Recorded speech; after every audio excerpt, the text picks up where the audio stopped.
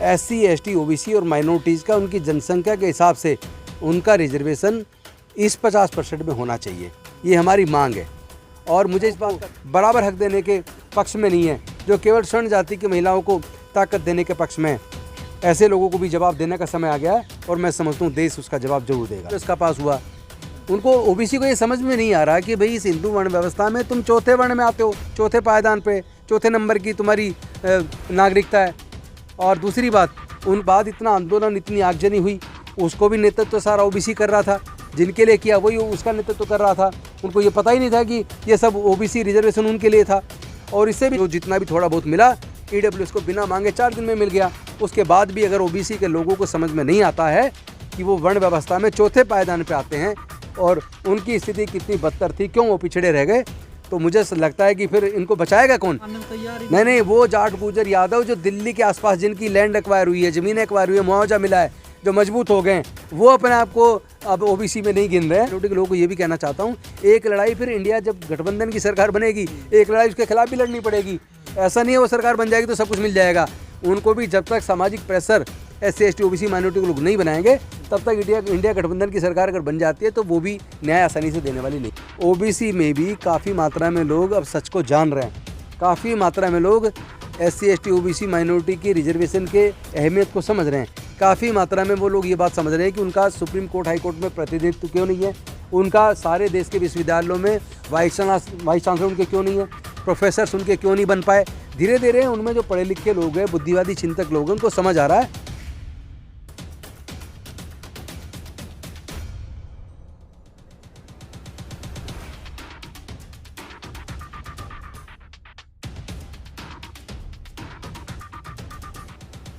आप लोग महिला आरक्षण का विरोध कर रहे हैं, आखिर क्या वजह है, क्यों विरोध कर रहे हैं? नहीं, हम महिला आरक्षण का विरोध नहीं कर रहे, हम स्वर्ण महिला आरक्षण का विरोध कर रहे हैं।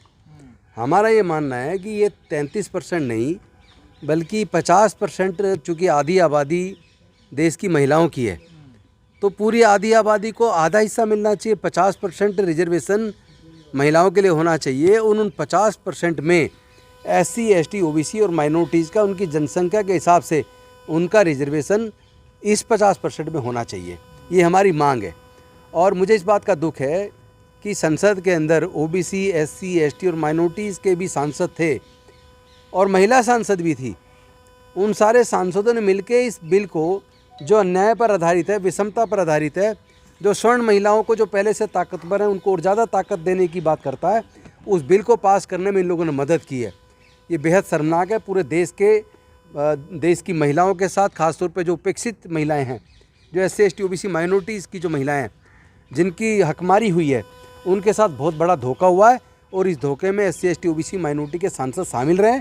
हम ऐसे सांसदों को कंडम करते हैं और आने वाले समय में पूरे देश के सभी SC, ST, OBC और माइनॉरिटी के सभी संगठन मिलके ऐसे सांसदों को आने वाले चुनाव में जवाब भी देंगे। ऐसे लोगों को आने वाले चुनाव में संसद में आने से रोकने की पूरी प्रयास किया जाएगा, क्योंकि जो सामाजिक न्याय के सिद्धांत के साथ नहीं है, जो सभी जाति धर्म की महिलाओं को बराबर हक देने के पक्ष में नहीं है, जो केवल स्वर्ण जाति की महिलाओं को ताकत देने के पक्ष में है, ऐसे लोगों को भी जवाब देने का समय आ गया है और मैं समझता हूँ देश उसका जवाब जरूर देगा। लेकिन सर, इसमें जो विरोध नजर आ रहा, वो कहा जा रहा कि पिछड़ी महिलाओं को लेकर कोई स्थान नहीं है इसमें। नहीं, इसमें केवल पिछड़े नहीं, इसमें माइनॉरिटी की महिला के लिए भी कोई स्थान नहीं है। लेकिन SC, ST महिलाओं का भी जिक्र नहीं हो रहा ना। SC, ST का भी अलग कहाँ है? वो बाकी जो 131 ऑलरेडी रिजर्व, उसमें से देने की बात है, वो तो अन्याय है। ये तो मतलब बाकी 50% सारा तुम जनरल को दे दो। अगर जनरल में भी वो, मुझे पता है किसको मिलेगा, अल्टीमेटली स्वर्ण महिलाएं ले जाएंगी सारा। तो ये तो धोखा पूरे देश के साथ हो रहा है भाई। लेकिन सर, आप लोग तो लड़ाई लड़ रहे हैं खास कर, लेकिन पिछले लोग तो नजर नहीं आ रहे ना सर, इसको मुद्दा उठाते। देखिए, एक कहावत है कि जो कुल्हाड़ी के अंदर अगर लकड़ी का बैठा ना होता तो जंगल कटा ना होता। तो ये पूरे जो बिल पास हो रहे हैं, जो जितने भी नुकसान हो रहे हैं, जो EWS का पास हुआ, उनको OBC को ये समझ में नहीं आ रहा कि भाई इस हिंदू वर्ण व्यवस्था में तुम चौथे वर्ण में आते हो, चौथे पायदान पे, चौथे नंबर की तुम्हारी नागरिकता है।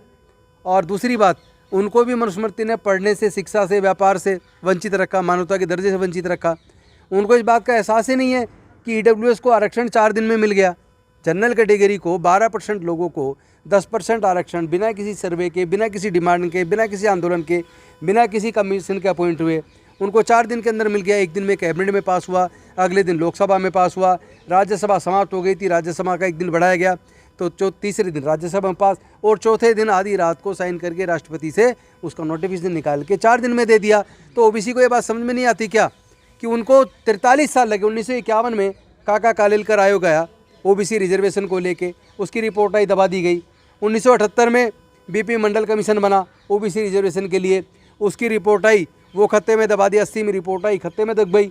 7 अगस्त 1990 को ओबीसी का रिजर्वेशन लागू करने की घोषणा आदरणीय वीपी सिंह जी ने की, लेकिन उसके बाद इतना आंदोलन, इतनी आगजनी हुई, उसको भी नेतृत्व सारा ओबीसी कर रहा था, जिनके लिए किया वही उसका नेतृत्व कर रहा था।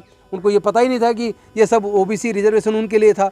और इससे भी ज़्यादा शर्मनाक बात यह है कि वो लोग कोर्ट गए और कोर्ट में 2 साल तक कोर्ट में स्टे हुआ, केस लटका रहा, और 92 में जजमेंट आया, लेकिन नोटिफिकेशन होने में पूरा 1 साल लगा। यानी कि ओबीसी को रिजर्वेशन लेने में जो उनका हक था उसको पूरे 43 साल लगे। 52% जनसंख्या को 27% और आरक्षण लेने में 43 साल लगे, वो भी 27 पूरा नहीं मिला। जैसे कुछ जगह 14%, किसी जगह 12%, कुछ जगह 17%, आज भी लड़ रहे हैं वो, 27 भी नहीं मिला, आधा भी नहीं मिला मतलब।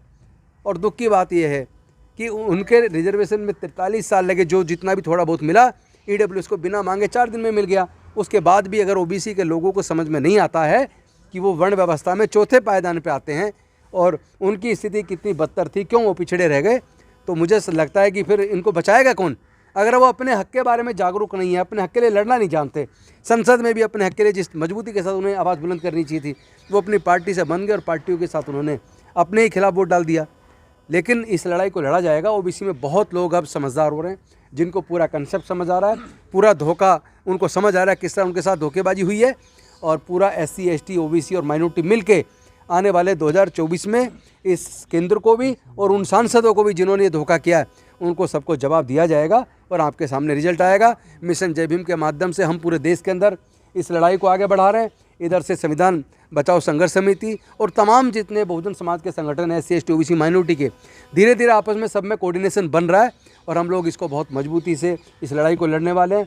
अभी 10 सितंबर को अभी बहुजन एकता सम्मेलन और राष्ट्रीय बौद्ध सम्मेलन जयपुर के अंदर बहुत सफलतापूर्वक संपन्न हुआ। 26 नवंबर को फिर से राष्ट्रीय बौद्ध सम्मेलन बहुजन एकता सम्मेलन गुजरात के अहमदाबाद के अंदर होने वाला है, जिसमें 1 लाख लोग शिरकत करने वाले हैं। उसके बाद 3 दिसंबर को दिल्ली के रामलीला मैदान में 1 लाख लोग बहुजन समाज के SC ST OBC माइनॉरिटी के 1 लाख से ज़्यादा लोग इकट्ठे होंगे और इस लड़ाई को हम अंजाम तक पहुँचाएंगे। हम रुकने वाले नहीं हैं। धीरे धीरे सारी तस्वीरें क्लियर हो रही हैं कि असल में धोखेबाज कौन है, कौन हकमारी कर रहा है, जिसकी जितनी संख्या भारी उसकी उतनी हिस्सेदारी। इस मूवमेंट को हम आगे बढ़ाने वाले हैं और निश्चित तौर पर आने वाले समय में हमारी जीत होगी। सर, आपको नहीं लग रहा आप ओबीसी को जबरदस्ती खींच रहे हैं, वो आपके साथ आना नहीं चाहते? नहीं, इसलिए मुझे ऐसा नहीं लग रहा है, चूँकि यूपी का मैंने पूरे यूपी का दौरा किया। बड़ी मात्रा में ओबीसी समाज इस सामाजिक न्याय के सिद्धांत पे साथ आ रहा है और बौद्ध धम्म संसद के अंदर आ रहा है, सब जगह आ रहा है। अभी मैं 5 राज्यों का दौरा करके आया हूँ, जिसमें राजस्थान, गुजरात, कर्नाटका, महाराष्ट्र, तेलंगाना, इन सारे राज्यों में देखा ओबीसी के लोग तेज़ी से बड़ी मात्रा में उनको समझ आ रहा है, वो आ रहे हैं। नहीं, ये तो मैं पहले ही कह चुका, रिजर्वेशन एंड प्रमोशन का बिल जो फाड़ा गया था वो भी किसी SC से ही फड़वाया गया था। तो ये मैं ये नहीं कह रहा हूँ कि SC ST OBC और माइनॉरिटी के सारे लोग जागरूक हो गए। वो अगर जागरूक हो जाते तो ये बिल ही नहीं आता, फिर मांगना नहीं पड़ता, फिर तो 50% SC ST OBC और माइनॉरिटी की महिलाओं को मिल जाता। लेकिन जागरूकता बढ़ रही है। ये कह के वो ज़बरदस्ती खींच रहे, वो साथ नहीं आ रहा, तो इससे तो जो लोग आ रहे हैं हम उनको भी गंवा देंगे। तो ये कोई अकलबंदी वाली लड़ाई नहीं होगी। कम से कम जो लोग उनमें जागरूक हो रहे हैं, सच को जान रहे हैं, वो साथ आ रहे हैं, और जिनको पता नहीं था धीरे धीरे उनको पता लगेगा, वो लोग भी साथ आएंगे, हमें पूरी उम्मीद है। क्योंकि जब तक किसी को ये एहसास ना हो कि तुम्हारी हकमारी हो रही है, तब तक हक मरेगा। जिस दिन उनको पता लग जाएगा उनकी हकमारी हुई है, वो लोग भी इस लड़ाई में शामिल होंगे। जाट गुजर यादव तो अपने आप को पिछड़ा मानने में तैयार ही नहीं, वो जाट गुजर यादव जो दिल्ली के आसपास जिनकी लैंड एक्वायर हुई है, ज़मीन एक्वायर हुई है, मुआवजा मिला है, जो मजबूत हो गए, वो अपने आप को अब ओबीसी में नहीं गिन रहे हैं। लेकिन बाकी मैं चूँकि पूरे देश में जा रहा हूँ, वहाँ उन समाजों में भी गरीब लोग हैं, बहुत पिछड़े लोग हैं, जो मुख्य धारा में नहीं आए हैं, वो लोग उस सच को समझ रहे हैं और आप केवल दिल्ली के आसपास देख रहे हैं, इसलिए आपको ऐसा प्रतीत हो रहा है। रमेश बुधोड़ी सर नहीं बोले महिला आरक्षण बिल पर, लेकिन जो उन्होंने जो दानशैली पे बोल दिया बड़ा। ऐसा रमेश बिधूड़ी जैसे लोग तैयार किए जाते हैं जिससे कि उन्हीं के समाज का कत्ल उन्हीं के हाथों करवाया जाए। सर, उमा भारती बोले सर अकेली महिला ओबीसी की। उमा भारती जी बोली हैं, लेकिन वो तब बोली हैं जब उनको सत्ता से दूर रखा हुआ है। आज जो वो सत्ता में भारतीय जनता पार्टी है, तो सत्ता में लाने के लिए शुरुआत किसने की? शुरुआत तो कल्याण सिंह जी ने, उमा भारती जी ने, विनय कटियार जी ने, ऐसे लोगों ने, छगन भुजबल जी, ऐसे लोग जो ओबीसी के लोग हैं, उन्होंने तो भारतीय जनता पार्टी को धीरे धीरे करके इतना मजबूत बनाया, और उन्हीं का भारतीय जनता पार्टी ने कर दिया, उनको जीरो कर दिया। मोदी जी पिछड़ा क्लेम कर रहे हैं, पिछड़े हैं नहीं। किन महिलाओं को फायदा होने वाला है? इसमें तो पूरी तरीके से स्वर्ण जाति की महिलाओं को फायदा होगा। इसमें किसी SC ST OBC माइनॉरिटी की महिलाओं को कोई ज़्यादा फायदा होने वाला नहीं है। लेकिन मोदी जी सर बड़ा प्रचार कर रहे हैं सर, बैनर लगा रहे हैं, बस सेल्फी ले रहे हैं। देखिए, सरकार उनकी है, सरकार का पैसा खर्च करके और प्रचार करना आसान है, और वो कर भी रहे हैं। देखना तो कोर्ट को चाहिए, इलेक्शन कमीशन को चाहिए कि ऐसे उस पर सरकारी खर्चे पर रोक लगाई जाए, क्योंकि सरकारी प्रचार, सरकारी खर्चे का पैसे का इस्तेमाल करके वो अपना प्रचार कर रहे हैं, अपनी पार्टी का प्रचार कर रहे हैं।